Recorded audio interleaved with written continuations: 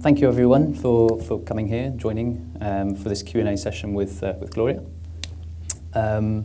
So I think just a little bit of sort of housekeeping. I understand that people can come and go from here if you want to, so if there are people coming in, fine. If you are going, please keep the noise down if you are going to do that. Go into the other session. So probably want to know who I am. My name's Kieran. I think I'm here because I've sort of got a background in anthropology and in law, and I work in technology. I'm a researcher in an energy company at the moment. So I think that's why Dawn wanted me to come and have a bit of a chat with Gloria. I think it's gone. But also I'm really here to kind of facilitate and have you guys asking questions. So hopefully you've got a lot of questions. You're inspired by the talks today and by Gloria's talks.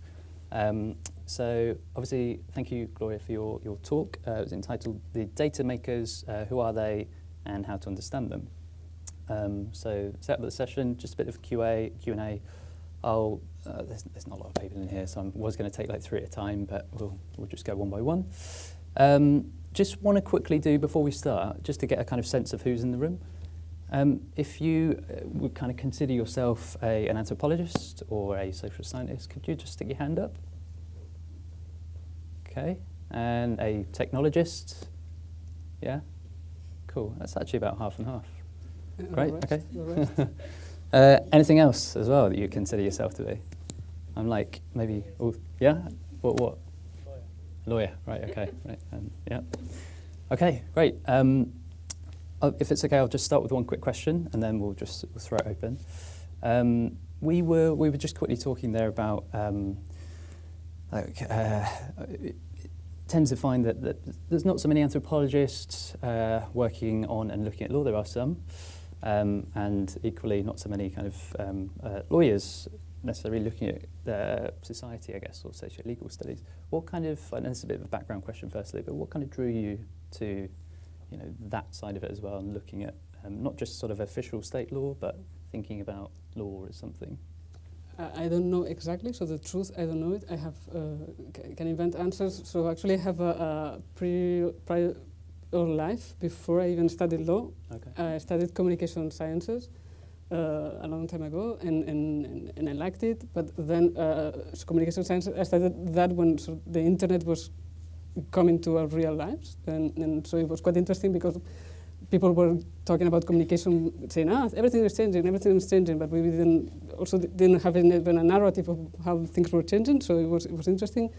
And then after that, I even worked with a real work for a little while, and then I started studying law, and I studied law and all these rights that we have, and also these principles, and in some of the courses about law, there was a reference to the internet.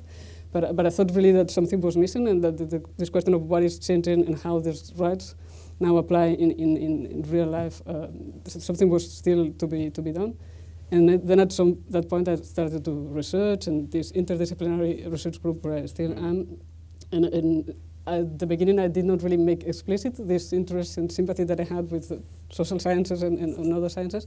But I really thought that with time it became more and more relevant. Many of my colleagues are really into interdisciplinarity, multidisciplinarity, everything. Typically, with my colleagues, it's law and philosophy.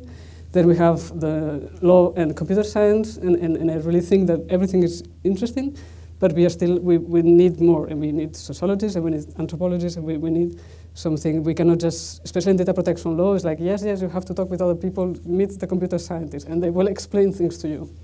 And I think that's not enough. And I'm happy to be the computer scientist who explains things to me, but I want also to learn from other people. So I had this sort of sympathy because of my prior life. Yeah. I think that might be the explanation. The bundle of experiences that you bring to it. Okay, probably perfect segue if you want to learn, and others here want to learn, to open up to the floor straight away if there's any questions. I would say questions or reactions. I like to provoke a little bit my presentation, so if you think that I said something that you disagree, I'm also happy to hear about this. Hello. Maris, how are you? You talked about subject access in your talk earlier. It took me 1 year to work with the Dutch regulator, the Luxembourg regulator, sorry, to get PayPal to accept a subject access request without government-issued identity. So that got me thinking, and the discussion about how do we link legal with social scientists and anthropologists, for example. What can we do to speed this process up and to work on a citizen science type of approach where we provide the tools and the resources and the knowledge and the understanding to help people use their data protection and privacy rights to break open what the data makers are gathering and what they hold and how they use it and for what purposes, for example?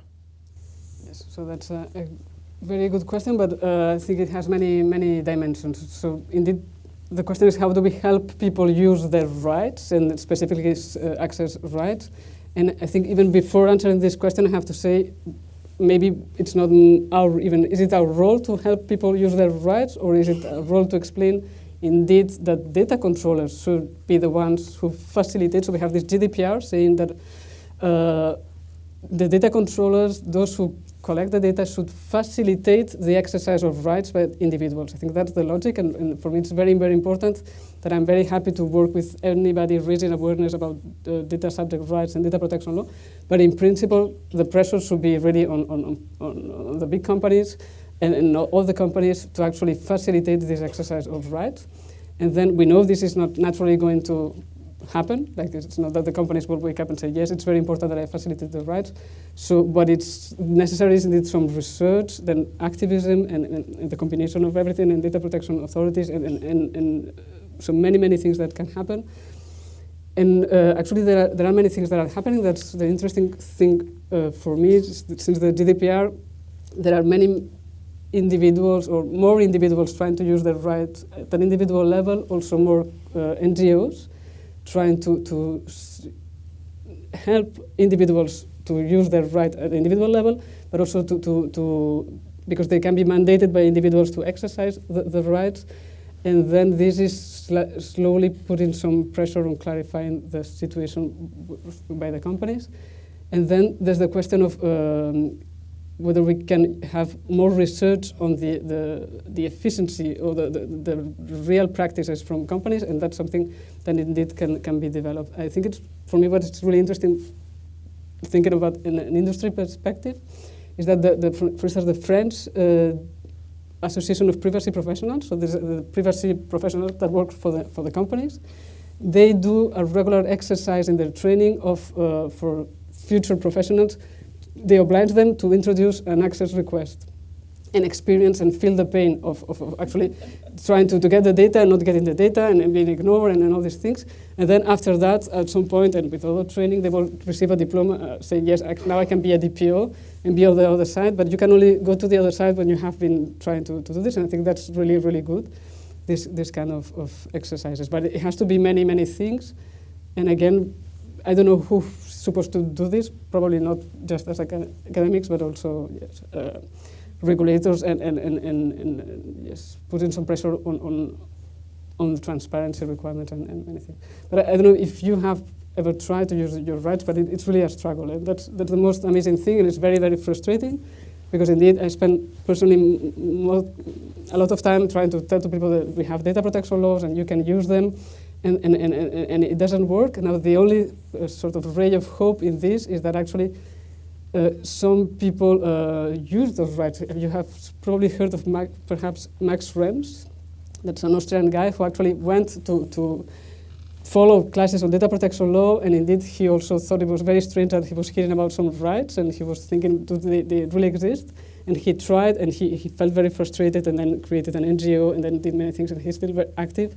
So if there are 1,000 cases where it doesn't work, but there is somebody who tries, and for some reason it works, at some point it will improve. So what can we do? We have to do a bit of everything, and I suppose it might work better.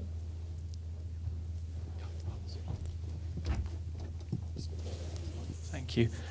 Sorry, I'm Alan Pratt, I'm a lawyer. So could you comment a bit on your phrase, the data makers, more? Yes. Because you mentioned it, but perhaps didn't explore it as much as the questions I was thinking about it. And one thought, I guess, around that was you talked about data and obligations associated with it, or rights ethics associated with it over time, it would seem that controller, as the Europeans have it, is a concept that suits that. So control can move, or different parties can control. So that seems to fit the journey of a data over time, or of data over time. But with making, you're perhaps talking about a different layer, a different concept. I wondered if you could comment more on. So thank you for the question, because indeed there was a title to my talk that I somehow ignore a bit, which is this idea of making data together and this construction of the data. Actually, I was coming back to this making data with a second talk. You remember this guy opening things and really, it was all about making. And I don't know what's but these people who actually have this do-it-yourself approach to technology, they will say, well, I like this computer, but I'm a maker, no? So I open the computer, I want to know how it works, and I want to be able to reassemble it. And that's very much what I think we should try. One of the ways in which we should think about data, that we should be capable as individuals, not just to say, no, yes, I consent to this data, but really to have some access to how these data are being made.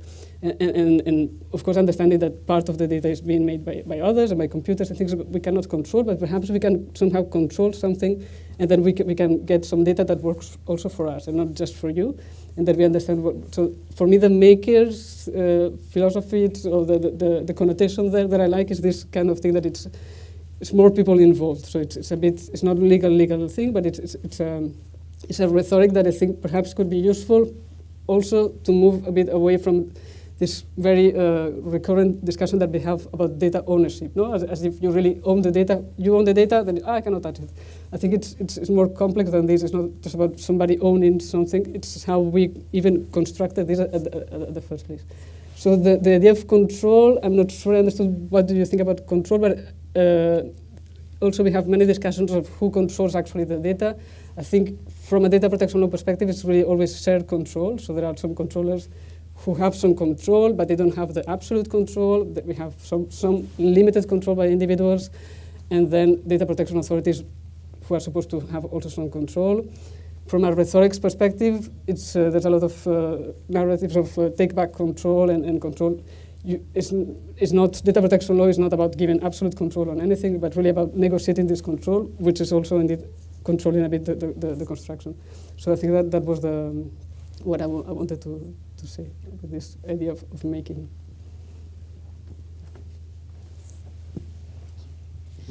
Hi, my name is Cécile.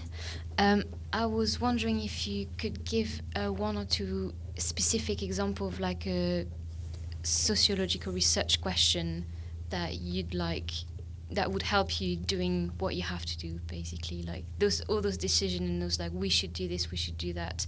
Is there a specific thing that we could investigate, that we'd need to investigate in order to be able to answer those questions from a sociological perspective?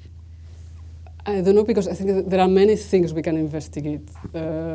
So there's, from our data protection law perspective, one of the things, it's indeed how do these data protection rights work in practice, and that's some research that is being done. Do they function? Which kind of data do you receive? These kind of things. But for me, another interesting question is indeed, there are potentially all sociological questions that can be somehow also tackled through access requests. So a specific example, I will come back to the gender thing. Gender is being assigned in some ways. You can try to access data and try to understand what is happening.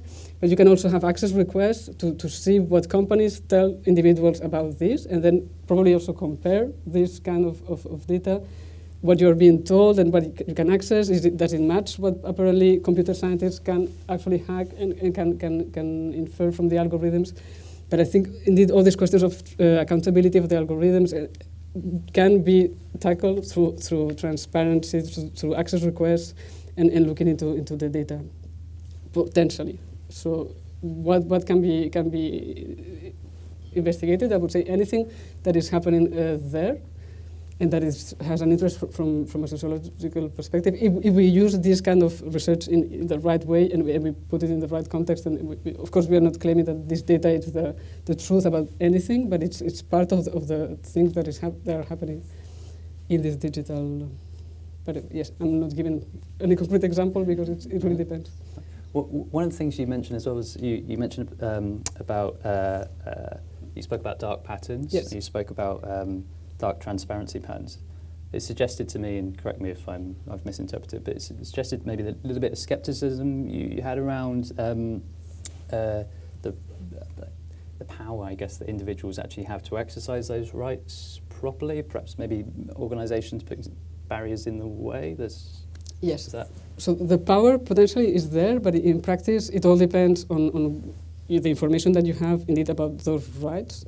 So this dark transparency patterns, for me, it's a way of underlying that the GDPR, so the legal framework that we have, says indeed data controllers should facilitate this use of rights, notably by giving you information that you have rights, and then you should just be able to easily use these rights.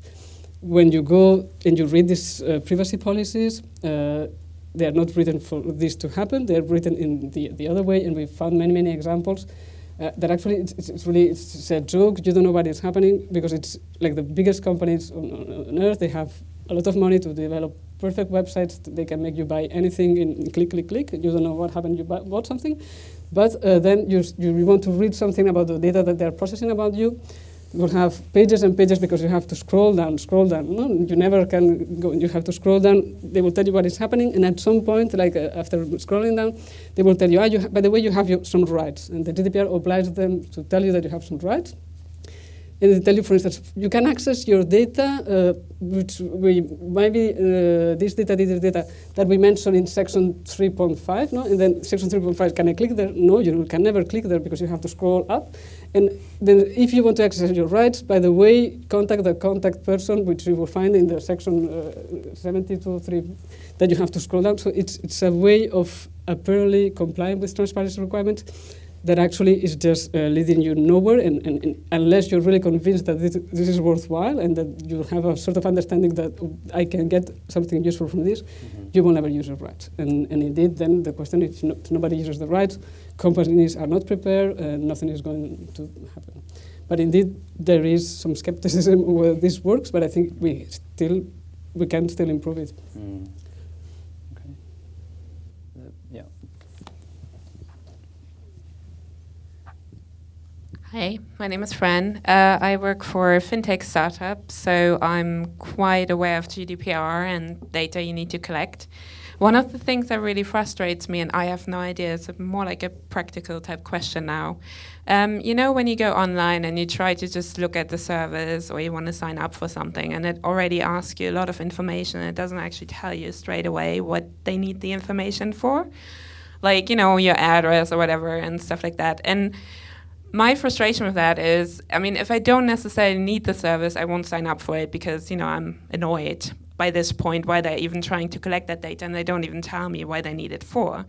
But basing on what you just said, should I rather sign up for it and then send them a request, you know, to annoy them? And I just don't know which way around to go there when companies blatantly seem to ignore GDPR or, you know, definitely requesting information they probably don't need, but, you know, so I'm just really now wondering which way around I should do it in order to deal with those companies, or should I just not care? That's the other thing, obviously, but I do care. So, what can I do? Should I sign up, then send them a request to send me the information, and what should I do then, basically, if I find companies are doing something that's incorrect?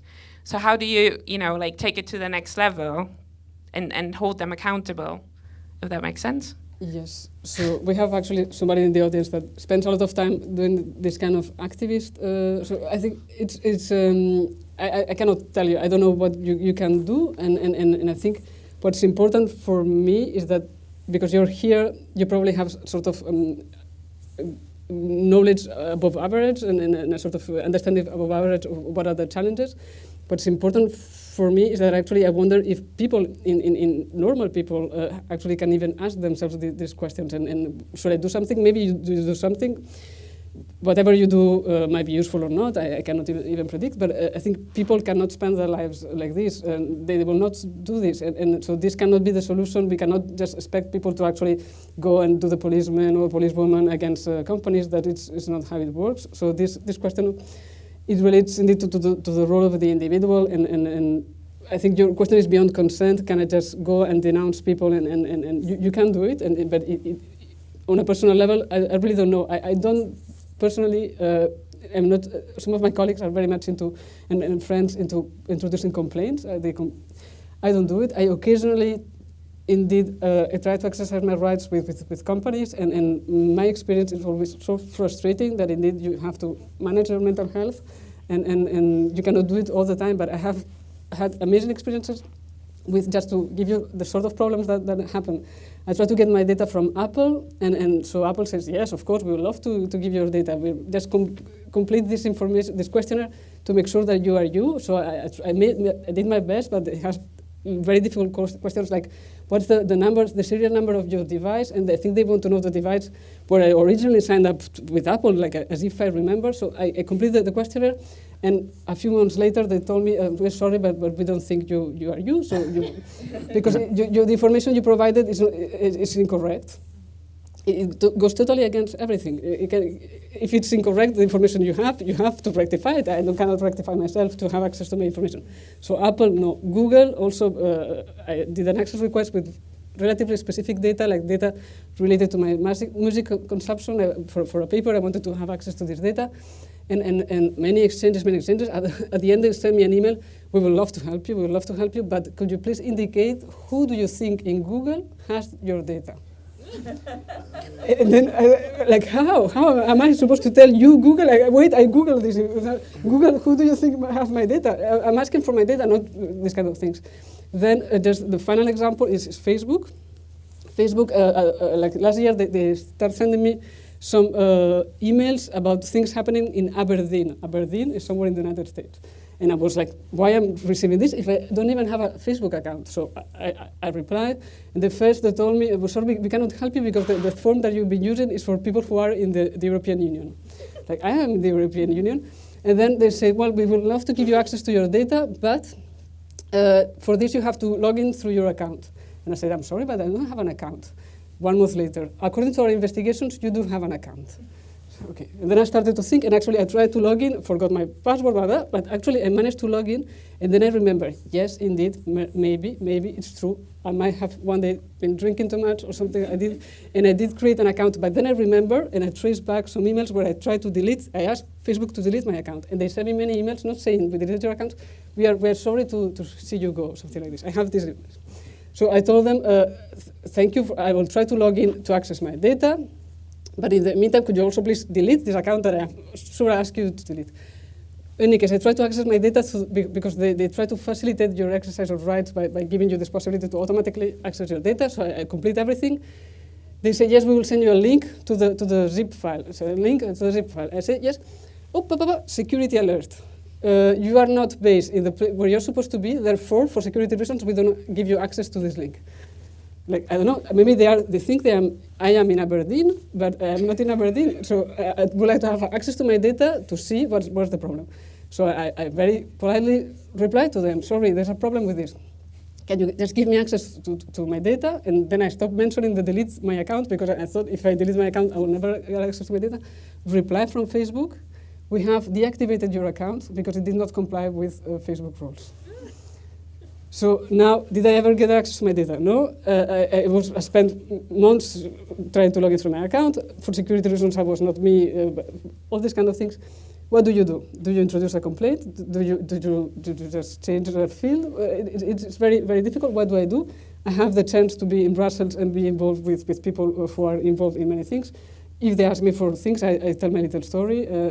Yes, so I try to put this in the reports I do, and that's. But you have to see what's meaningful for you, what can be worthwhile. But it's perhaps an ethics question, maybe, I don't know. Yeah. Thanks.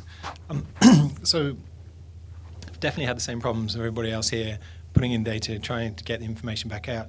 And basically what I've started doing is filling in total rubbish when I put that in. Now, as a trajectory for the companies that are supposed to be harvesting your own personal data, do they not think that that might be a problem? And do you foresee that that's something that they're going to have to react against?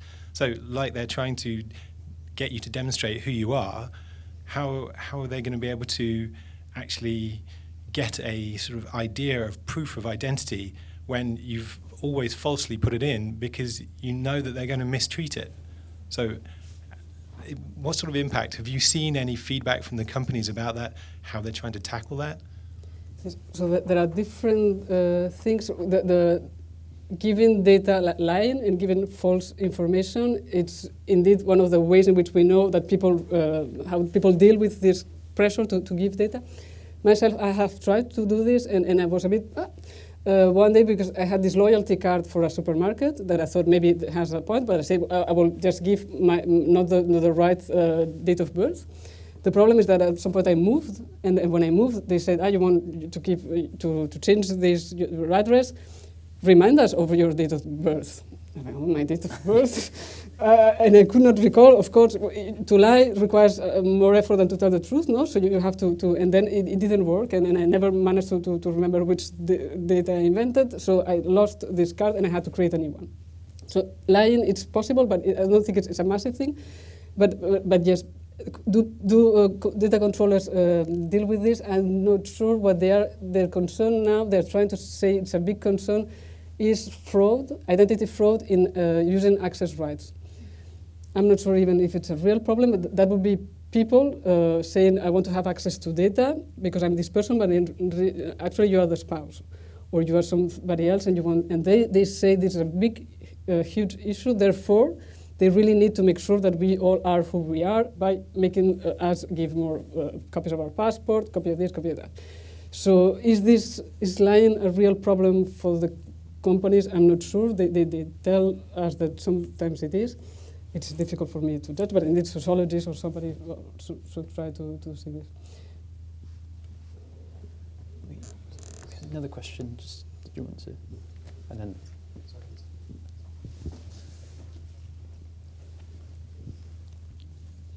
You spoke in your talk about some people who'd actually managed to do the hard work of getting back their data, but were kind of surprised by what they found, and you spoke a bit about the kind of construction of that. And I just wondered if you could talk a bit more about that, or some of the stories of what people found about themselves. Yes.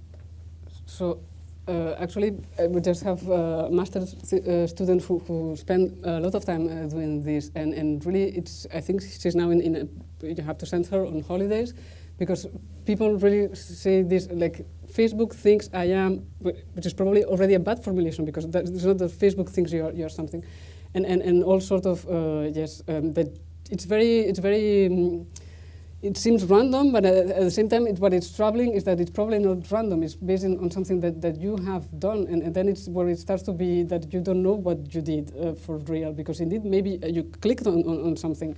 But it's very difficult. I think Twitter is nice if you have a Twitter account, because indeed you can download some information about your behavior, or I mean, the best way to experience this is to try it, to be prepared to do this. And I have seen associations of, I'm supposed to be interested in many things, and some of them, I was interested in people I have never heard about, and then I looked for them through Google, and actually there are candidates to elections for the United States president of many years ago, and I say, how am I supposed to be? And then you wonder, and you don't know what's more troubling, if it's that there might be a relation that I have maybe clicked on something that was related to that, or that they are attributing to this interest because somebody paid for this. I don't know. It's I think that what's really difficult is that you don't know the logic. You don't know how this happened. Coming back to this, my gender example that I like, what is this interesting, for instance, is that so many companies now give you this possibility to identify with many, many things. Like you can identify with 40 types of gender. And then somebody did some interesting research saying that, notably Facebook, who have been allowing this to happen for a while, in the end, they still classify people basically female, male. So I think that's also interesting because it can be very, very, suppose frustrating if it's important for you to actually go through the 54 possibilities and choose the right one, that at some point then you're classified in a binary way. What's the logic? So I think it's really, it's a question of transparency and at some point that you were not expecting this, and then when they tell you a little bit of what is happening, so many new questions emerge that you're not really, you think you don't really have answers. I think we've got time for probably one more. There's about 3 minutes left, maybe two. Yeah, okay, take that one. I just want to ask a question. Sorry, just wait, just one sec, just for the mic. This is all being recorded. Do we really have to record? Yeah, great. That means I have to not be rude, I suppose, doesn't it? I wanted to ask a question about a sort of slightly fuzzy question. Right to be forgotten. Yes. And digital rights, as in sort of digital identity. Surely there's a position where us as society needs to be truly and honestly represented in the internet for it to perform as if it's a physiological thing, as a real thing. Yeah. But going through there into algorithms, the thing that I see from conversational AI, which is where I come from, what I've been doing since 1982, is that there is a line of ignorance which is acceptable in algorithms when it comes to responsibility. So my question is about if we're moving past a point where algorithms are perceived to be a golden fleece, which they're not, and we need to get into a position where we have a hybrid architecture which is using case-based reasoning, not semi-structured machine learning algorithms, but something that has human in the loop and engineered AI in the loop. How do we then apply such an endeavor into law? Because right now, the reason why Facebook and Google and Apple will not respond to you is because nobody controls them. And my concern is that algorithms and AI, as was made in points earlier on, and by the way, brilliant talk, thank you so much, is that we end up giving AI and algorithms a right the same way as companies have rights. And that is not a good place for us to go. So the question in there is, how do we shackle the perceived and potentially legalistic ignorance which could be acceptable within algorithmic AI? Yes, so many questions. The right to be forgotten, I have to say I'm not sure anymore how it links to the question. I like the right to be forgotten. I think this is an unpopular statement because many people, I think, misunderstand the right to be forgotten. The right to be forgotten is not about erasure of history. It is not about censorship. It is about indeed trying to find a sort of negotiation, a manageable negotiation between what these big companies want to do because they want to do it and our rights. And it never says that some body should not be represented. That's not the point. But indeed, the right to be forgotten is interesting because it's very much about how we make these big companies responsible and comply with the law. And there are many interesting issues. So basically, the right to be forgotten is this possibility that you can, if Google ranks you somewhere, when people do a research with your name, Google gives some results. And you could say, well, I contest these kind of results. For instance, for a little while, I don't know why, when I did that research with my name, there was a picture of some soldiers and a baby, and I said, well, I did never complain this change, but indeed, you could go to Google and ask Google to actually change these things. Many people complain, saying, how is it possible that Google now will make a judgment that now Google has to comply with the law or something like this? I think it's very strange that people are surprised that indeed Google has to do some legal reasoning in the way they work, or all these big companies. And I think, so the discussions about the right to be forgotten are discussions about this, about the relation between big companies, the law. And I think in this specific case, it's a good thing that Google has to, at some point, reflect about individual rights, freedom of expression, how does this balance? So we can embed into companies this kind of legal thinking, because actually it's embedded in all us. If I don't start slapping you, it's also because I do some legal reasoning that not that I wanted to, but we all make legal decisions, including these big companies, and including also when they develop algorithms. For me, for the transparency of all these issues, what a real challenge is just to translate this for normal visualization for us to understand.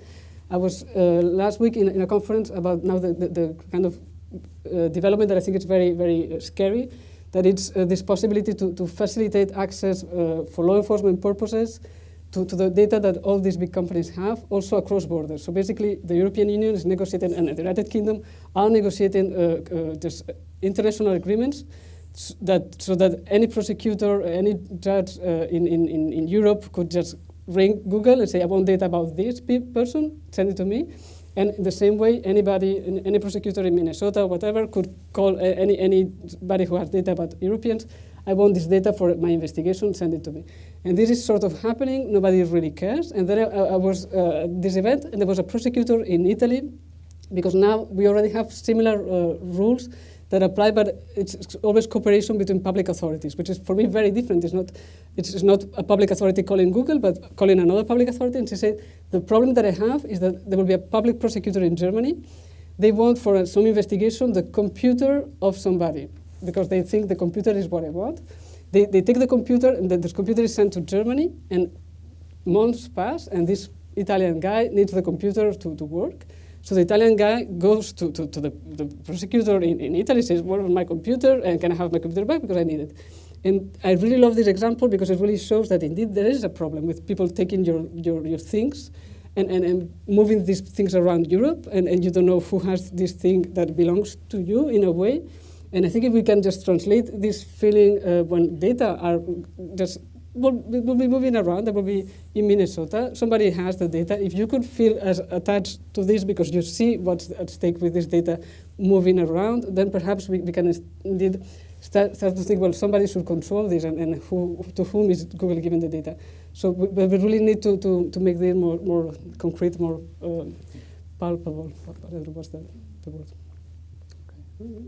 Great, thank you. It's 4 o'clock now. Am I right in saying that, or have we got more time, actually? Right, okay, fine. We're left here throwing devices. Should we carry on for a bit? I think we're supposed to be... Yeah? I think we can move, and I'm happy to talk with all of you during the drinks or something. Great. Okay? Thank you very much, Gloria. Thank you, everyone.